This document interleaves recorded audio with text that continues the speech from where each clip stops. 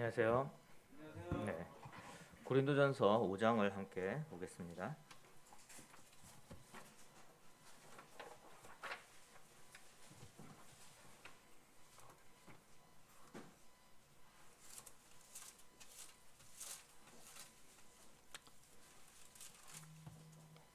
신약 성경 268페이지에 고린도전서 5장입니다. 1절부터 마지막 절까지 읽어드리도록 하겠습니다.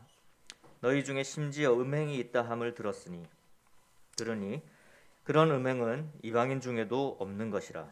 누가 그 아버지의 아내를 취하였다 하는도다. 그리하고도 너희가 오히려 교만하여져서 어찌하여 통한이 여기지 아니하고 그 일 행한 자를 너희 중에 쫓아내지 아니하였느냐. 내가 실로 몸으로는 떠나 있으나 영으로는 함께 있어서 거기 있는 것 같이 이런 일 행한 자를 이미 판단하였노라. 주 예수의 이름으로 너희가 내 영과 함께 모여서 우리 주 예수의 능력으로 이런 자를 사탄에게 내주었으니 이는 육신은 멸하고 영은 주 예수의 날에 구원을 받게 하려 함이라. 너희가 자랑하는 것이 옳지 아니하도다. 적은 누룩이 온 덩이에 퍼지는 것을 알지 못하느냐. 너희는 누룩 없는 자인데 새 덩어리가 되기 위하여 묵은 누룩을 내버리라. 우리의 유월절 양 곧 그리스도께서 희생되셨느니라. 이러므로 우리가 명절을 지키되 묵은 누룩으로도 말고 악하고 악의에 찬 누룩으로도 말고 누룩이 없이 오직 순전함과 진실함의 떡으로 하자. 내가 너희에게 쓴 편지에 음행하는 자들을 사귀지 말라 하였거니와 이 말은 이 세상에 음행하는 자들이나 탐하는 자들이나 속여 빼앗는 자들이나 우상 숭배하는 자들을 도무지 사귀지 말라 하는 것이 아니니 만일 그리하려면 너희가 세상 밖으로 나가야 할 것이라.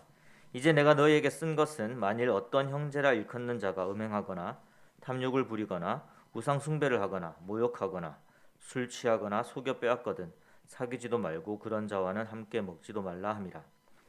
밖에 있는 사람들을 판단하는 것이야 내게 무슨 상관이 있으리오마는 교회 안에 있는 사람들이야 너희가 판단하지 아니하랴. 밖에 있는 사람들은 하나님이 심판하시려니와 이 약한 사람은 너희 중에서 내쫓으라. 고린도전서 말씀을 우리가 함께 보면서 이제 앞부분에 이야기했던 하나의 중요한 이 고린도 교회의 문제에 대해서 1장에서 4장까지 이 바울이 다루었습니다. 가장 큰 문제는 이 교회가 분열되어 있었다라는 것이고 어떤 사람들을 중심으로 모였고 그 사람으로 분파가 나누어져서 여러 가지 갈등들이 있었음을 보게 됩니다.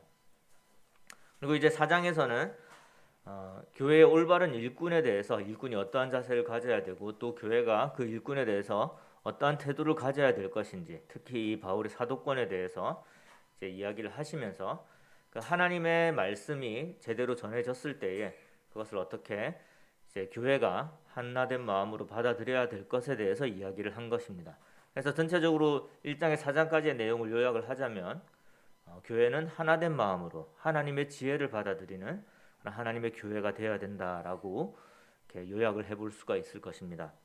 이제 5장에서는 또 다른 문제를 다루고 있습니다. 처음에 이제 고린도전서를 들어갈 때 말씀을 드렸지만 이 바울이 고린도 교회를 이제 세웠고 또 1년 반 정도를 이 고린도 교회 함께 있으면서 처음에 교회를 성장시킨 사도로서 이 나중에 전도 여행을 하던 중에 이 고린도 교회로부터 여러 가지 문제가 있음을 듣게 되었고 그 구체적인 문제에 대해서 이제 어떻게 해결해야 될 것인지를 적어나가는 그런 글이기 때문에 이제 어떤 문제가 있었는지를 우리가 이 유추를 하고 또 그거에 대한 해결이 어떠한지를 발견하는 것이 이 고린도전서를 이해하는 데 굉장히 많은 도움이 된다라고 말씀을 드렸습니다. 그래서 5장의 내용을 보시면 어떤 구체적인 한 사안이 있었음을 우리가 알 수가 있습니다. 그런 그 음행하는 자가 있었고 이 고린도 교회의 지금 여기서의 문제는 뭐였냐면 그 음행한 자를 치료하는 데 있어서 제대로 하지 못했다라는 그 하나의 이 잘못을 이 바울이 지적을 하고 있는 것입니다. 내용을 읽어보시면 아까 쭉 읽어보시면 그렇게 어렵지 않은 내용이지만 조금 이제 난해할 수 있는 부분을 먼저 설명을 드리고 또 이 말씀의 교훈을 찾아보기를 원합니다. 일단 여기 보시면은 그 4절에 보시면은 3절부터 보시면은 이 3절에서 바울이 지금 멀리 있기 때문에 이 그 소식을 듣고 어떤 성령님을 통해서 판단하고 있다라는 표현이 나오고 4절에 보시면은 주 예수의 이름으로 너희가 내 영과 함께 모여서라는 표현이 있습니다.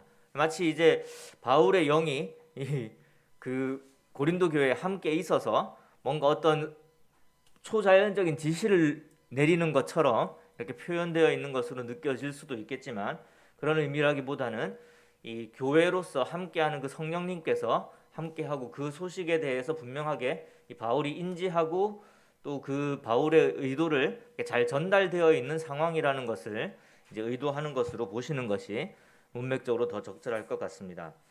이 5절에 보시면 이런 자를 사탄에 내주었으니 이는 육신은 멸하고 영은 주 예수의 날에 구원을 받게 하려 함이라 라는 말씀이 있습니다.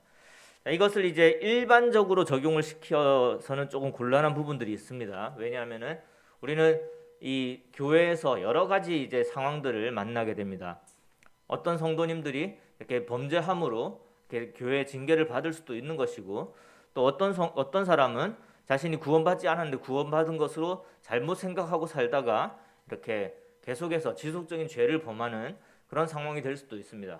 그러니까 어떤 상황이냐에 따라서 교회가 어떻게 그 사람과 이야기를 해야 되고 또 어떻게 해결해야 되는지는 분명히 다릅니다. 여기서 이 사건에 관해서는 일단 바울은 이 사람이 분명히 그 전에 구원을 받고 하나님의 교회에 더해진 사람이라는 것에 대해서 분명히 인정을 하고 있다는 것을 알 수 있고요. 이 사람이 죄를 지었는데 이 죄를 지은 것에 대해서 교회가 분명하게 치리하지 않았다라는 것을 분명하게 알 수 있습니다. 이 사람이 다시 그 하나님 앞에 온전히 회복되기 위해서는 일단은 교회에서 출교 조치를 취하고, 그다음에 그 사람이 이제 그 하나님과 성도들과의 그 관계가 끊어진 상태에서 이런 어려움을 당한 이후에 이 사람이 이제 뉘우치게 되는 그런 과정을 원했던 것으로 보여집니다. 그래서 여기서 사탄에게 내어 주었다라는 것은 조금 이제 그 당시의 교회의 상황에 대해서 이해가 필요한데요. 지금 우리 교회에서 만약에 어떤 사람이 잘못했을 때 교회에서 출교를 결정했다 그러면은 사실 우리 묵동교회에 나오지 못한다고 해서 이 사람이 완전히 하나님과의 교제가 끊어지는 그런 상황이 되지 않습니다. 일반적으로는. 왜냐하면 다양한 지금 상황들이 존재해 있기 때문에 그렇습니다. 그런데 이 당시의 교회는 교회, 세상 이렇게 분명하게 구별이 되어 있었습니다. 무슨 말이냐면은 이 당시에 교회에서 출교가 되면은 다른 어떤 교회에서도 이 사람을 받아들일 수가 없었던 시대죠. 그러니까 교회 안에 있거나 교회 밖에 있거나 이런 상황이었어요. 그러면 고린도 교회에서 이 사람을 출교했을 때 이 사람은 제대로 된, 그러니까 교회 안에서의 성도님들과의 교제, 또 하나님과의 교제는 분명하게 단절이 될 수밖에 없는 그런 상황이고, 이러한 그 세상에 이렇게 내버려지는 그 상황에 대해서 사단에게 내어주는 것이다라고 표현할 수 있는 상황이었다라는 것입니다. 지금 우리 모임의 상황에서 우리가 출교한다고 해서 사실상 이 사람이 하나님과의 그 교제가 완전히 끊어지는 것은 아닙니다. 그렇죠? 우리 이미 그 당시에는 성경이 없었어요. 그냥 신약 성경이 없었어요. 지금 이 고린도 교회 편지를 하던 시대에는 그러니까 하나님의 음성을 들을 수 있는 방법이 없잖아요. 근데 지금은 우리에게 성경이 있습니다. 내가 정말로 하나님께 뉘우치고 하나님께 돌아가고자 한다면 성경을 통해서 또 다른 교회들을 통해서 굉장히 다양한 방법들이 마련되어 있기 때문에 이 상황을 우리 지금의 상황으로 생각을 하고 이게 어떤 의미인지를 밝히는 것은 큰 의미가 없다라는 말씀을 드리는 것입니다. 그래서 여기서는 분명하게 어떤 것을 이야기를 하고 있냐면 교회에서 출교할 것을 이야기한 것이지, 여기에 이 내용이 어떤 바울이 이 영적인 어떤 그 초자연적인 활동을 통해서 이 사람의 영혼을 어떻게 사탄에게 넘기고 이런 행동을 했다라는 것이 아니라는 것을 말씀을 드리는 거예요. 교회에서 출교의 모습을 이렇게 표현을 했고, 근데 그 출교의 분명한 목적도 여기에 표현되어 있습니다. 그 사람의 영혼의 구원을 위해서다라는 그 목적도 표현이 되어 있습니다.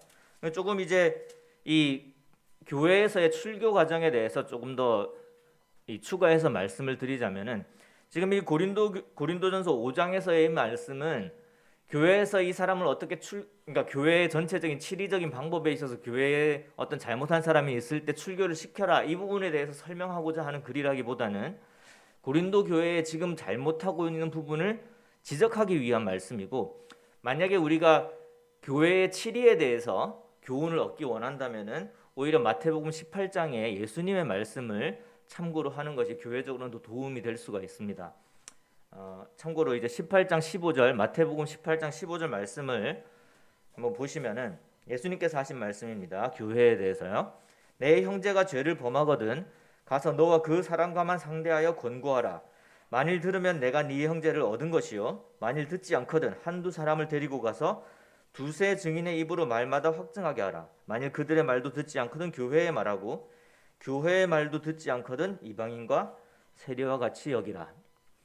그러니까 아마도 이 바울이 들은 내용이 이제 이러한 절차를 통해서 고린도 교회가 이 사람을 치리해야 되는데 이 사람이 그 잘못을 인정하지도 않았던 것 같고 또 교회도 적절하게 이 사람을 치리하지 않았던 것으로 보이기 때문에 이 바울은 이러한 부분들을 정리하면서 이 바울이 그 사람을 출교하는 조치를 취하기를 원했고 또 이 고린도 교회 이 부분에 대해서 분명한 교훈을 전하기를 원했습니다.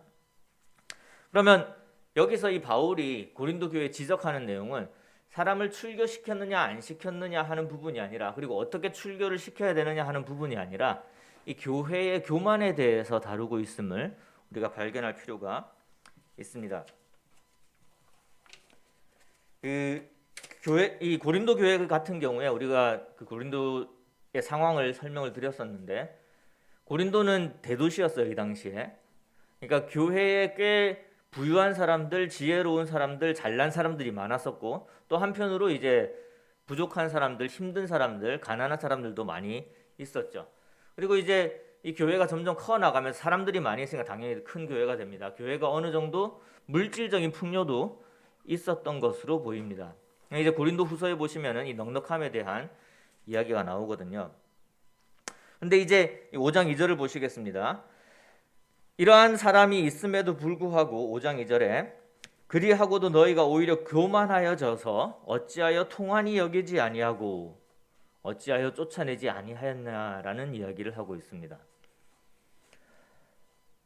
교회가 문제가 있고 교회에 죄가 들어와서 그 죄가 퍼져나갈 상황에 있음에도 불구하고 고린도 교회는 이 죄를 무겁게 여기지 않았던 거예요. 이 정도 죄는 우리가 감당할 수 있다라고 생각을 한 겁니다. 그래서 이 죄에 대해서 교회에 이 죄가 들어온 것에 대해서 하나님 앞에 겸손한 마음으로 나아가서 회개하지 않았다라는 거죠. 오늘 우리가 구원 간증을 들었습니다마는 믿음을 받아들이기 위해서는 예수 그리스도의 구원을 받아들이기 위해서는 반드시 필요한 것이 하나님 앞에 겸손과 회개입니다. 교만하게 되면요 이 죄를 내가 해결할 수 있다라고 생각을 하거든요. 그러면 하나님 앞에 나아갈 수가 없습니다. 근데 고린도 교회가 그랬다라는 거예요. 이거 우리가 해결할 수 있다라고 생각을 한 거예요. 이 사람이 어떤 상황에 있었는지 모르겠는데 이런 이 음행의 죄를 저지른 사람이 어떻게 생각을 한다면은 우리가 이제 가정을 해본다면은 우리가 실질적으로 벌어지는 상황들에서 이런 경우가 많거든요.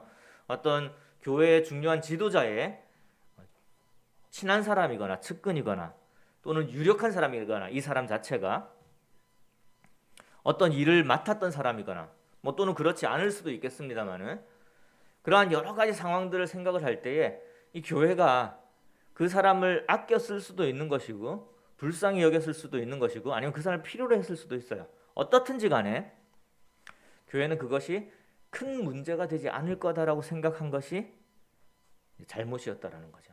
그래서 지금 바울이 지적하고 있는 것은 어떤 사람을 출교했느냐 안 했느냐 부분이 아니라 왜 죄가 들어왔는데 하나님 앞에 회개하지 않고 겸손하지 않았느냐 하는 거예요. 왜 쫓아내지 않았느냐라는 것은 그러니까 이러한 죄를 우리가 하나님 앞에서 내려놓고 이 교회 안에 죄가 들어오지 않도록 퍼지지 않도록 노력해야 되는 그 부분을 이 교회가 제대로 하지 못하고 있었어요. 근데 사실 큰 교회가 잘못할 수 있는 부분이 이런 부분이 있습니다. 뒤에 바울이 이 누룩에 대해서 이야기를 합니다. 유대인들에게 굉장히 익숙한 그 상황을 이렇게 비유로 예시를 해서 보여주고 있는 것입니다. 자, 우리가 유월절로 한번 돌아가 보겠습니다. 처음에 유월절이 어떠한 유월절이었죠? 모든 그 이집트의 장자들이 죽어 나갈 때에 이 유대인 가정은 어떻게 했냐면은 양을 잡아서 그 피를 문설주에 바르고 문을 닫고 안에 들어가서 이 급하게 만든, 당장 이제 내일 떠나야 되는 상황이니까 급하게 만든 빵을 먹었습니다. 자, 피로 인해서 안전하게 되었고 그 안에서 누룩이 없는 빵으로 그들의 허기를 달래면서 그 하나님의 구원을 기다렸던 것입니다. 그것을 하나님께서 이제 그 하나님의 구원을 기억하게 하기 위해서 만든 명절이 유월절이라는 명절이었고, 이 유월절이라는 명절에 이 이스라엘 백성들에게 무엇을 먹으라고 했냐면은 이제 이 제사 드린 그 양의 고기와 피 흘린 양의 고기와 누룩이 들어가지 않은 빵을 먹으라고 이야기를 하신 거예요. 그래서 6월절부터 무교절이 시작이 됩니다. 일주일 정도가. 그동안은 그 누룩이 들어가지 않은, 그러니까 이스트가 들어가지 않은, 발효되지 않은, 부풀어지지 않는 그런 빵을 먹었어야 되는 거죠. 그런데 한번 찾아보도록 하겠습니다. 출애굽기 12장 15절입니다.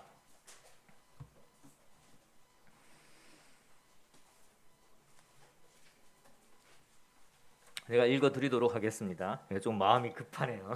시간이 많이 남지가 않아서.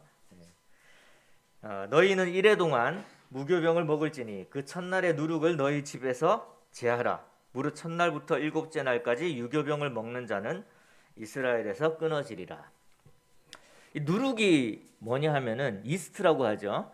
이 곰팡이 같은 거예요. 그러니까 굉장히 집안에 있으면, 이 당시에 집안에 있으면은 굉장히 잘 퍼집니다. 그러니까 따로 이스트를 넣지 않아도 밀가루를 이렇게 반죽을 해 놓으면은 얘가 발효가 되는 거예요.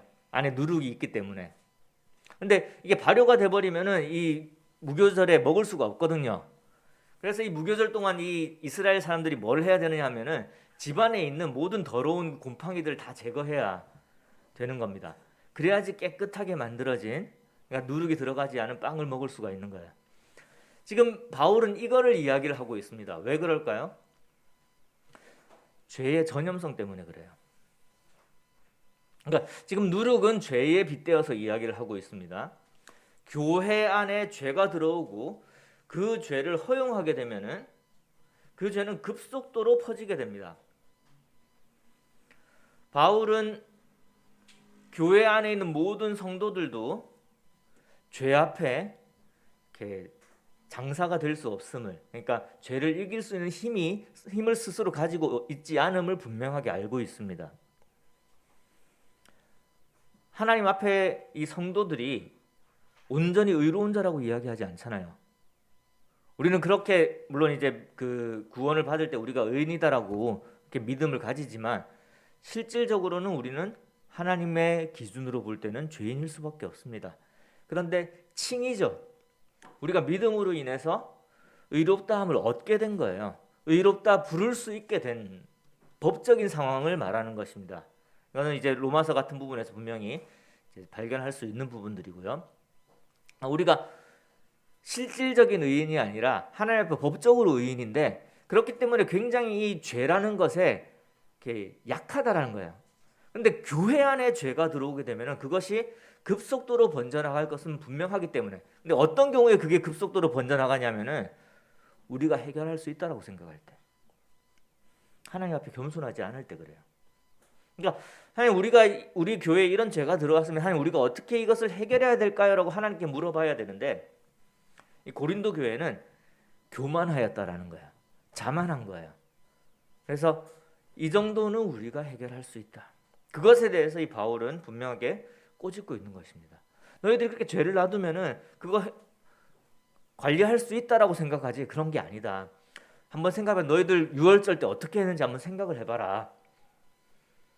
누룩이 없는 그 떡을 만들기 위해서 집안에 있는 모든 누룩을 제하지 않았느냐.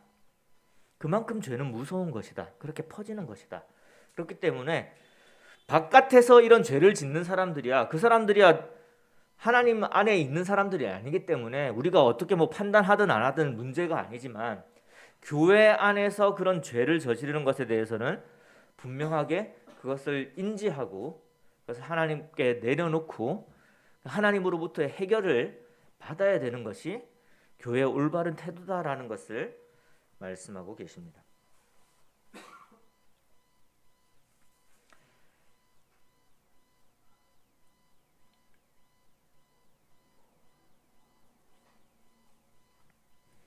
이 한 가지만 이제 조금 더 짚고 넘어가자면은, 간혹 이 말씀이 누룩에 대한 말씀이 있잖아요.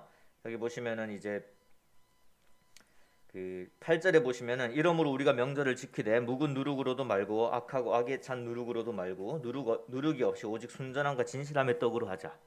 이 문맥에서의 이 말씀의 의미는, 이 지금 6월절의 그 명절의 상황을 이 교회의 상황과 이렇게 빗대어서 비유한 거라고 말씀을 드렸잖아요. 그러면은 여기서 말하는 이 그 잔치는 뭐가 되는 거죠? 명절을 지키는 건 뭐가 되는 겁니까? 이 땅에서 예수님을 기다리는 삶을 이야기를 하는 거예요. 이 교회가 이제 살아가는 그 부분을 이야기를 하는 것이고, 누룩이 없는 것은 무엇을 의미하는 것입니까? 아까 여러 번 말씀드렸다시피 교회에 죄가 들어오지 않도록 하는 것입니다. 근데 이제 간혹 이것이 이 말씀 때문에 이제 명절을 지키는 거는 우리가 만찬 예배를 드리는 거고, 그래서 만찬 예배에는 떡에 누룩이 들어가서는 안 된다 이렇게 적용을 하는 경우도 있을 수 있습니다. 뭐 그게 나름 이렇게 괜찮은 의미로 적용을 한다면은 괜찮을 수도 있겠지만, 그렇게 하지 않으면 안 된다라는 근거 구조는 되지 않는다는 말씀을 드리는 겁니다. 무슨 말이냐면은 떡에 누룩이 들어가면은 큰일 나는 것처럼, 왜? 이 말씀에 이렇게 돼 있으니까 우리가 명절 지킬 때는 떡에 누룩이 들어가면 안 돼요라고 이야기하는 것은, 이게 어떤 이 말씀에 대한 적용으로서는 적절하지 않다라는 것을 말씀을 드리는 겁니다. 그래서 그 문맥적으로 이해를 하실 때 지금 바울이 어떤 의도를 전달하고자 하느냐, 바울의 마음속에는 교회는 이제 그 전에도 나왔습니다. 그 고린도전서에서 우리가 하나님의 성전이다라고 이야기를 하잖아요. 그래서 우리 안에 깨끗한 마음이 있어야 되지 죄가 들어와서는 안 된다라고 이야기를 합니다. 교회도 마찬가지입니다. 교회는 거룩한 교회라 해야 됩니다. 거룩하다라는 것은 세상의 어떠한 모습을 닮아 있지 않은, 세상의 잘못된 죄를 닮아 있지 않은, 죄가 들어오지 않는 깨끗한 것을 이야기를 합니다. 구별된 것을 이야기를 합니다. 그런데 이러한 거룩을 유지하기 위해서 우리의 힘만으로, 우리의 능력만으로 충분하지 않다라는 거예요. 교회는 겸손함으로 하나님 앞에 나아가서 회개하고 정결해짐을 하나님께 간구해야 되는 것이고, 그 과정을 위해서 교회가 필요한 일을 하나님의 명령대로 행해야 되는 것입니다. 여기서 어떠한 죄는 출교될 죄다라는 것을 이야기하려는 것이 아니에요. 세상에서 분명하게 도덕적인 죄를 저지른 사람들을 이렇게 심판하는 것처럼, 교회 안에서 이런 도덕적인 죄를 저지른 것에 대해서 분명하게 치리할 것을 말씀을 드리는 건데, 어떤 사람이 예를 들어서 여기 이 탐욕이라는 것도 나오고, 그다음에 뭐 빼앗는 거 나오고, 술 취하는 거 나오고, 우상 숭배 나오고, 이제 음행이 나오게 되는데, 그러면 교회에서 어떤 사람이 음행을 했습니다. 또는 어떤 사람이 탐욕적입니다. 어떤 사람이 이렇게 속이고 빼앗았어요. 또 어떤 사람이 술 취했어요. 어떤 사람이 욕을 했어요. 그럼 그 사람을 출교시켜야 됩니다. 이렇게 적용하는 것이 맞습니까? 그런 건 아니라는 말씀이에요. 아까 마태복음의 말씀을 드렸습니다마는, 사람이 죄를 짓는 것은 죄를 지을 수밖에 없는 존재이기 때문에 짓는 거예요. 그럼 내가 이 성도님들한테 물어볼 수 있을 거예요. 우리 성도님들은 믿고 나서 한 번도 탐욕을 부린 적이 없으시고, 욕을 한 적이 없으시고, 술 취한 적은 없을 가능성이 높을 것 같아요. 네. 뭐 어떻게 생각하세요? 그럼 음행으로부터는 자유롭습니까? 도둑질로부터는 자유롭습니까? 예수님의 기준에서요? 예수님 분명하게 말씀하셨잖아요. 마음으로 지은 죄도 죄다라고 분명히 말씀하셨거든요.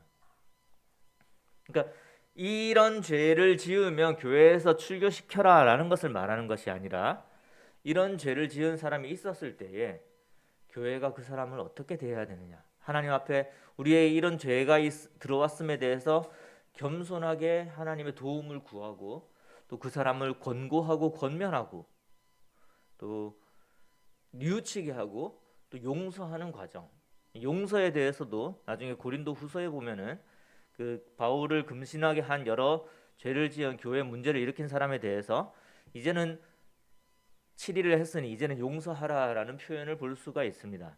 그리고 지금 이 5장에서도 결국에 이 목적이 그 사람의 영혼을 구원하는 데 있음을 이야기를 하고 있습니다. 그렇기 때문에 교회가 취해야 될 태도는 너는 이 잘못을 지었으니까 교회에서 출교돼야 돼, 교회에서 제거해야 돼라는 것이 아니라 우리 교회에 죄가 만연해지지 않도록 죄가 들어온 순간 그것을 인지하고 그것에 대해서 하나님의 도움을 구하고 그것에 대해서 권면하거나 교제하거나 또 하나님께 기도하거나 그를 위해서 기도하거나 중보기도하는 그런 여러 가지 활동들을 통해서 이 교회에 하나님의 다스림이 필요하다는 것을 인정하는 것이 그것이 교회를 건강하게 만들 거라는 거예요. 저는 이걸 개인적으로도 적용할 수 있다고 생각을 합니다.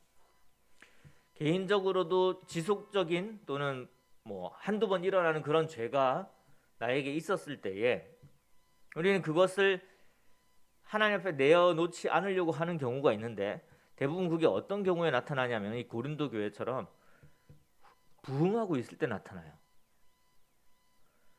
그러니까 교회가 부흥하니까 내가 잘 되고 있으니까 내 잘못이 아닌 것처럼 보일 수 있다라는 거예요. 우리는 그렇게 생각을 하거든요. 뭔가 문제가 생기면은 집에 어떤 나쁜 일이 생기고 어려움이 생기고 그러면 하나님이 나에게 뭔가 말씀하시는 것 같아. 이렇게 해서 내가 뭐 잘못한 게 없는가 이렇게 되돌아봐요. 그런데 잘 되고 있으면요. 사업이 잘 되고 승진이 잘 되고 애가 뭐 대학교에 합격을 하고 좋은 학교를 가고 좋은 직장을 얻게 되고 집안에 돈이 모이고 뭔가 잘 되기 시작하면은요. 내가 잘못하고 있는 게 안 보인다는 거예요. 왜? 굳이 이러한 것에 대해서 하나님 앞에 안 나아가도 내가 잘 살고 있는 것처럼 착각이 드니까 그래요. 그런 순간 뭐가 되냐면은 그 죄가 누룩처럼 퍼져나가는 겁니다. 개인의 삶에도 동일하게 적용돼야 되는 거예요. 그래서 내가 죄가 있을 때 이 죄를 나는 지금 괜찮으니까 교회 잘 나가고 영적으로 큰 문제가 없으니까 이 정도 죄는 내가 해결할 수 있어. 묵동교회가 부흥되고 많은 성도님들이 모이기 시작하고 그러니까 묵동교회 조금 뭐 다른 어떤 사람이 잘못하는 것이 있다고 할지라도 묵동교회는 괜찮은 교회니까 건강한 교회니까 우리가 해결할 수 있어. 품어줘야지. 당연히 품어주는 건 중요한 거예요. 사랑으로 감싸는 건 중요한 거예요. 그런데 그 죄의 문제를 하나님 앞에 해결하지 않고 덮는 게 잘못됐다라는 거예요. 개인의 삶에서 마찬가지입니다. 죄를 지을 수 있잖아요. 죄를 짓고 살잖아요. 그렇지 않습니까? 저만 죄를 짓고 삽니까? 그래서 오늘 이제 찬양을 부르는데 예수여 예수여 나의 죄 위하여 보배 피를 흘리니 죄인 받으소서라는 그 찬양을 하는데 저는 일부러 그대로 부릅니다. 과거형으로 안 불러요. 몇 가지 이유가 있기는 한데 이제 문학을 공부한 사람으로서 이 시적 표현의 그 허용에 대해서 이제 많이 생각을 하는 거거든요. 그러니까 우리가 이 시가 현재형으로 되어 있는 시들이 많아요. 과거의 경험을 이야기를 하면서 왜 그럴까요? 그 경험을 다시 감정을 불러일으키기 위해서 현재형으로 표현을 합니다. 내 경험이지만 과거형으로 표현하지 않고 현재형으로 표현을 하는 거예요. 그 속으로 다시 들어가는 거죠. 예수님의 그 피 흘리는 그 순간을 돌아가서 정말 나 같은 죄인을 예수님이 받아주실까 이걸 궁금해하는 그 감정. 그래서 그 보배피를 흘리시니까 나를 받아주시겠구나 이 감정을 다시 한번 떠올려 봅니다. 성도님들도 그렇게 한번 내가 죄인임을 다시 한번 그 죄인이었을 때 그 하나님이 나를 어떻게 받아주셨는지 그 감정에 다시 한번 몰입해 보시면 좋을 것 같아요. 그러면 내가 이 삶에서 짓게 된 죄가 얼마나 나쁜 것인지를 알게 되고 그것을 하나님 앞에 가져가지 않으면 하나님께서 해결해 주시지 않으면은 그것이 내 속에서 계속해서 자라날 수밖에 없다는 것을 깨닫게 될 것입니다. 우리가 이론적으로 내가 의인이다라고 아는 것하고 내 삶 속에서 계속해서 내가 하나님 앞에 나아가면서 깨끗한 마음으로 나아가야 되는 게 이게 이렇게 양립하지 않으면은요 우리는 우리 몸에 죄가 퍼지는 걸 경험하게 될 거예요. 경험적으로 알고 있는 거예요. 이게 사실인 거죠. 근데 우리가 그걸 계속 거부하고 살 수는 없는 거야. 나에게 아무 문제가 없다라고. 내가 조금 죄를 짓더라도 예수님께서 그 큰 사랑으로 우리의 죄를 사해 주셨으니까 나는 회개하지 않아도 돼. 아무 문제 없어. 이런 태도를 가지게 되면은요, 죄가 자라요. 작은 누룩이, 천장에 붙어있던 작은 누룩이 빵에 들어가 가지고 계속해서 발효가 돼서 그 누룩 덩어리를 퍼지는 것처럼 자라게 됩니다. 우리가 눈치채지 못하고 그걸 인지하지 못하고 있으면 우리의 삶을 구원해 주신 하나님께 감사하면은 우리의 매일의 삶 속에서 우리가 죄가 없는 깨끗한 삶이 될 수 있도록 하나님께 지속적으로 간구해야 되고, 우리의 마음속에 죄가 들어왔을 때 하나님 앞에 뉘우쳐야 돼요. 교회에 죄가 들어왔을 때 하나님 앞에 뉘우쳐야 돼요. 회개해야 돼요. 겸손한 마음으로 하나님의 다스림을 받아들여야 됩니다. 이것이 바울이 고린도 교회에 전하는 거예요. 바울이 고린도 교회에 거기 뭐 나쁜 짓 한 사람 있으니까 이 사람 출교시켜, 이 사람은 출교시켜, 이것을 명령하고자 이걸 쓴 게 아니라는 거예요.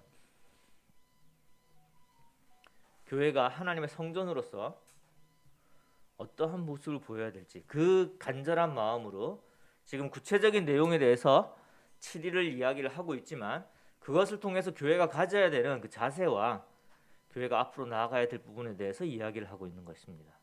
그러니까 제가 아까 이게 구체적인 사안이라고 여러 번 말씀을 드린 이유가 그거예요. 구체적인 사안이지 일반적으로 적용해야 될 내용이 아니라는 것입니다. 그럼 일반적으로 적용해야 될 거는 뭐라고요? 지금 바울이 교회에 대해 가지고 있는 그 마음이에요. 교회가 이렇게 돼야 된다. 그게 뭐라고요? 교회가 이 교회에 죄가 들어왔을 때 스스로 이길 수 있다라는 교만함을 버리고 그 문제를 하나님 앞에 내려놔야 된다. 우리에게 주는 교훈은 무엇입니까? 내가 죄가 있어도 이 정도의 죄는 지어도 하나님 앞에 신앙이 별 문제 없을 거야라는 교만을 버리라는 거예요.